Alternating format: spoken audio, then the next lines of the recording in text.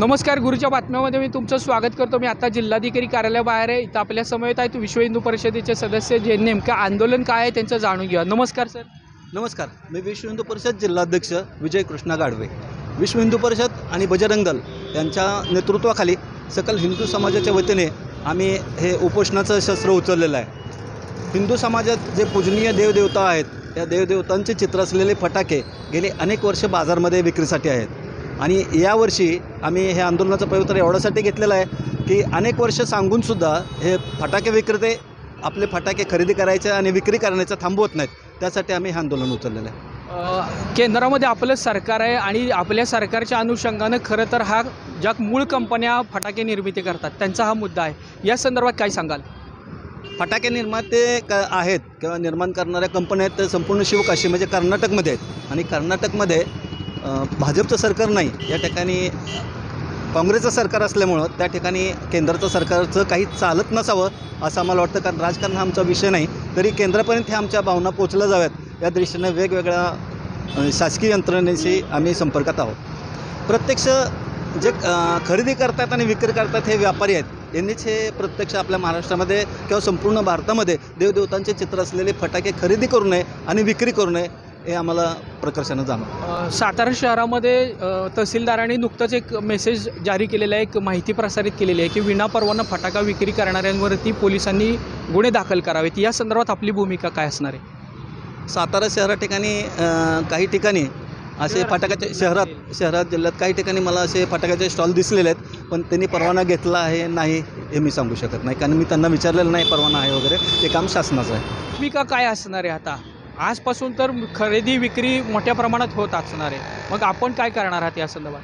याबाबत शासनाला आणि पोलीस यंत्रणेला आम्ही निवेदन दिलेलं आहे आणि सांगितलेलं आहे की असे फटाक्यांची विक्री होऊ देऊ नका। जे फटाके त्यांनी खरेदी केलेले आहेत ते त्यांना पॅकबंद करून परत कंपनीला पाठवण्यात यावेत, त्या पद्धतीनं आम्ही विनंती केलेली आहे। तुम्ही आता 90% केलं नाही, 99.5% मध्ये जेवढं 5% पण आता आणि पुढच्या वर्षी तर काय दिसणार पण नाही। पुढच्या वर्षी न दिसेल हा प्रयत्न झाला आणि तुम्ही उद्या तुम्हाला कुठेतरी काय वाटलेलं म्हणजे असं सांगा, आम्ही पन्नास दिलं तुमच्यापर्यंत बस संपला विषय।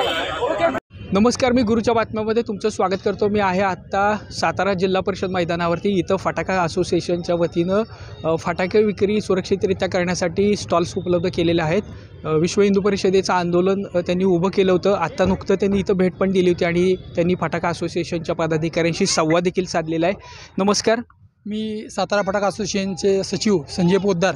या बाहेर ज्या विश्व हिंदू परिषदेचे काही असा कार्यकर्ते पदाधिकारी त्यांचे उपोषणाला तिथं बसले होते। 4-5 तिथं बंडल त्यांनी ठेवलेले होते, उपोषण त्यांनी केलं आणि आत्ता त्यांचे काही पदाधिकारी आमच्या जिल्हा परिषद मैदानावर आले। त्यांच्या पदाधिकाऱ्यांच्याबरोबर आम्ही सविस्तर त्यांच्याबरोबर चर्चा केली की आमच्या आत्ता इथं जी काही स्टॉल आहेत त्या स्टॉलवर त्यांनी सविस्तर सगळ्यांनी पाहिलेलं आहे की कुठंही आमच्याकडं लक्ष्मीचं चित्र असलेले फटाके आमच्याकडे नाही आहेत, म्हणजे कोणत्याच देवी देवतांचं आमच्याकडे नाही आहे। जी गोष्ट लक्षात ठेवा, हे शिवकाशी हा विषय जो आहे तो केंद्राचा आहे, शिवकाशीचा आहे, हा महाराष्ट्र गव्हर्नमेंटचा नाही आहे। आम्ही ज्यावेळेला लक्षात ठेवा की मे महिन्यामध्ये आम्ही ऑर्डर देतो किंवा एप्रिल महिन्यामध्ये ऑर्डर देतो, पेमेंट पाठवतो, पेमेंट पाठवल्यानंतर त्यांनी जी काही प्रिंटिंग केलेलं असतं त्यांनी एकदम प्रिंटिंग लाखोनं केलेलं असतं। मग एखादा कमी पडला माल तर एखादी पिटी त्या ह्याच्यामध्ये ते घालत असतात। मैदानावर जे स्टॉल आहेत तिथं कुठल्याही चित्रीचं मालाचं विक्री होणार नाही आणि आम्ही त्यांना आश्वासन दिलेलं आहे। त्या पद्धतीने त्यांनी देखील ते ॲक्सेप्ट केलेलं आहे, त्यांनी मान्य करून ते आत्ता निघून गेलेले आहेत। तरी सर्व आम्ही ग्राहकांनी देखील आम्हाला सांगितलेलं आहे की देवी देवतांचं चित्र आम्ही त्यांनाही देत नाही आहे आणि मागतही नाही आहेत ते, आणि आता कुठल्याही स्टॉलवर चित्र नाही आहेत।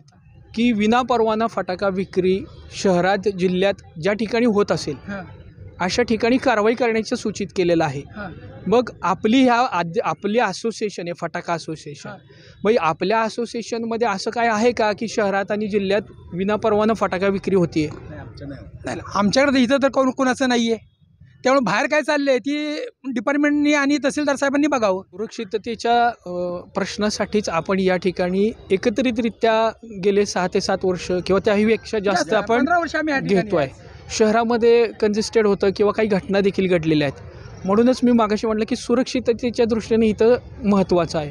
मग हे न होता बाहेर इतरत्र होत आहे, तर या अनुषंगानं तुमच्या असोसिएशन म्हणून जशी प्रशासनानं भूमिका मांडली तशी तुमची भूमिका काय असणार आहे? आम्ही हे बघा, आम्ही सुरुवातीलाच डायरेक्ट रस्त्यावरच टाकणार आहे स्टॉल. आता इथं ग्राउंडवर नको, बाहेर पडतात, मग आम्ही पण टाकतो आता बाहेर. कशाला इथं खर्च करत बसायचं? शासन जर का आमचं ऐकत नसेल, शासन ऐकत नसेल ना, तर मग आम्ही तरी कामाला सांगा, आम्ही हा इथं येऊन खर्च करायचा एका दिवसाला आम्हाला, म्हणजे आमच्या प्रत्येक स्टॉलला आज खर्च किती होतो हे बघा तुम्ही. खर्च जाऊ द्या. मग नाही मग आम्ही सुद्धा तर त्या बस ती लोक टाकत असतील ना, तर मग आम्ही सुद्धा बाबा आम्हाला पर्याय नाही शेवटी. मग मला तोच प्रश्न आहे की नागरिकांच्या सुरक्षिततेचं काय? नागरिकांच्या सुरक्षेचं नागरिकांनी ठरवायचं, कुठं घ्यावं, काय घ्यावं, नागरिकांनी बघावं. जिथं सुरक्षित वाटेल तिथं नागरिकांनी जावं. जसं एखाद्या युद्धात जिथं वाटतं सुरक्षित आहे तिथंच माणूस जातं ना, तसं इथं पण सुरक्षित जिथं वाटतंय, पार्किंग मोठं आहे, प्रशस्त आहे, त्या ठिकाणी लोकांनी खरेदी करावी. कुठेतरी स्वस्त मिळतं आहे, रस्त्याच्या गाडीला पटकन मिळतं आहे, म्हणून जी मंडईची अवस्था आहे, मंडईत नसताना माणसं कुठेही चौकात घेतात भाजी. मंडईवाल्यांनी करायचं काय? त्यांनी नुसत्या पावत्या फाडत बसायचं आणि धंदा चौकातल्यांनी करायचं. तीच अवस्था आमची आहे. आता आम्ही पण चौकात जाणार आणि स्टॉल टाकणार. ओके. मुख्यानं सातारा शहरामध्ये सुरक्षितरित्या फटाके खरेदी करण्यासाठी जिल्हा परिषदेचं मैदान हे सोयीस्कर ठरलं होतं. काही वर्षांपूर्वी सातारामध्ये एक दुर्घटना घडली होती की शहरामध्ये फटाके विक्री करताना स्टॉलला दुर्घटना झाली होती आणि त्याच्यामध्ये प्रश्न एक मोठा उपस्थित झाला होता. त्यामुळं प्रशासनानं निर्णय घेतला होता की एकत्रितरित्या सुरक्षित वातावरणात फटाके खरेदी करता यावेत, हीच भूमिका होती. आज विश्व हिंदू परिषद असेल आणि बजरंग दल असेल, त्यांच्या पदाधिकाऱ्यांनी देखील इथं भेट दिलेली आहे आणि त्यांनी जो मुद्दा उपस्थित केला होता की हिंदू देवदेवतांचं, तर ह्या सर्व असोसिएशनच्या पदाधिकाऱ्यांचं देखील म्हणणं आलं की त्यांनी दिलेल्या सूचनेचं आम्ही पालन तर करणारच आहोत, मात्र यापुढं कधी असे फटाके विक्री करणार नाही आहोत, असा सूर यांनी आता दिलेला आहे. आणि आत्ता देखील त्यांच्याकडे अशा पद्धतीचे कोणतेही फटाके विक्रीसाठी नाही आहे. त्यामुळं एकूणच या सगळ्या घटनेवरती पडदा पडला किंवा एक समेट झाला असं म्हणायला हरकत नाही. विषय संपला आहे. हा विषय आता यांच्या दृष्टीनं तर विषय संपलेला आहे, मात्र प्रशासनानं देखील या पद्धतीमध्ये भूमिका घेणं गरजेचं आहे. कारण की फटाक्याची खरेदी आणि विक्री करणारी ही मंडळी आहेत, मात्र या फटाक्यांची निर्मिती ज्या ठिकाणी होते हा विषय केंद्राच्या अखत्यारीत येतो. सत्ताधाऱ्यांनी निश्चित स्वरूपामध्ये हिंदूंच्या भावनांचा आदर पण राखला पाहिजे आणि त्यासाठी केंद्रीय स्तरावरती याच्या उपाययोजना केल्या पाहिजेत. त्या ठिकाणावरून जो विषय येत आहे इथपर्यंत आणि इथल्या सर्वसामान्य व्यावसायिकांना देखील ऐन सणासुदीला त्यांच्या रोषाला सामोरं जावं लागत आहे. एकूण या दोन्ही घटनांचा सविस्तर आढावा गुरुच्या बातम्यातून आपण घेतलेला आहे आणि दोन्ही बाजू समजून घेतलेल्या आहेत. मी व्हिडिओ जर्नलिस्ट सुनील रणदेवे तुमची तर रजा घेतो. तोपर्यंत काळजी घ्या, सुरक्षित राहा आणि पाहत राहा गुरुच्या बातम्या.